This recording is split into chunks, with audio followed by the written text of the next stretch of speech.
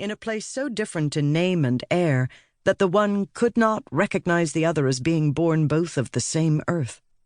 There, a young woman asks her grandmother for a ship with which to sail out past the edges of their empire, for she has a hunger to understand the world, to experience something not more broadly, but more deeply, until that one thing becomes an entire universe. She says her curiosity is like sand in a storm, scouring bones smooth as glass. Her grandmother agrees, though suspects she'll never see this daughter of her line again. God will bring us back together, the young woman says, and her grandmother replies to her with only an old desert prayer. Do not forget, you will be air, and you will be rain, and you will be dust, and you will be free. Perhaps that is an ending, too. It begins on the day two bright hearts are born to the island, one just past dawn as a crescent moon rises, and the other when the sun is brightest, obscuring the glow of stars. Their mothers knew they would be born together, as witches and best friends often do, and though it is the first child for one and the last for the other, such does not come between them.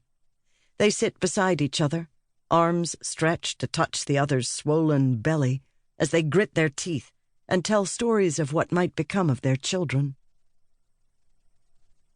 It begins when a queen sits in a pool of stars. It begins with 7 words with which to bind a crown, whispered in the language of trees.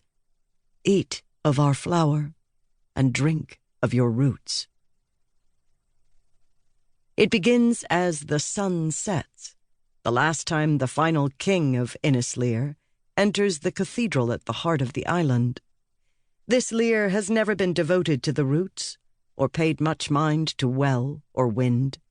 He is a man driven by the stars, by their motions and patterns, their singular purity and steadfastness, bold against the black reaches of night. To him, the cathedral is redundant.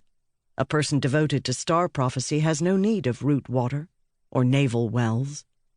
2 vast halls of carved limestone and blue-gray granite cross in the middle of the holy place, east-west arms aligned with the sky to trace the path of the sun at the summer solstice, so the day star rises precisely over the eastern spire. The other hall aims as true north as the ever-constant star Calperlu, the eye of the lion. In the center point where the halls cross, a well sinks deep into the core of the island, fresh and mossy, a dark channel from the womb of the earth. No ceiling caps the edifice, for what would the purpose be in closing away the sky? When it rains, water scours the stone floor and soaks the wooden benches. It cleanses the quarter altars and fills tiny copper bowls, making simple music with only the natural touch of water to metal. On sunny days, shadows caress living vines and the poetry and icons etched into the walls, counting seasons and time of day. Clouds lower themselves in the spring to nest around the highest spires, curling soft and dewy and cool. Nothing separates sky from land here at the heart of Innis Lear. Now it is night, and a heavy moon tips against that eastern spire. Another beginning, ready to burst. The king walks on the soles of thin slippers, his embroidered robe dragging off his shoulders. He is old, though not old enough to look as ravaged as he does, his hair wild and damp, his eyes tight from grief. An undyed tunic falls to his knees, nearly the same pale gray as his lined face and those long fingers.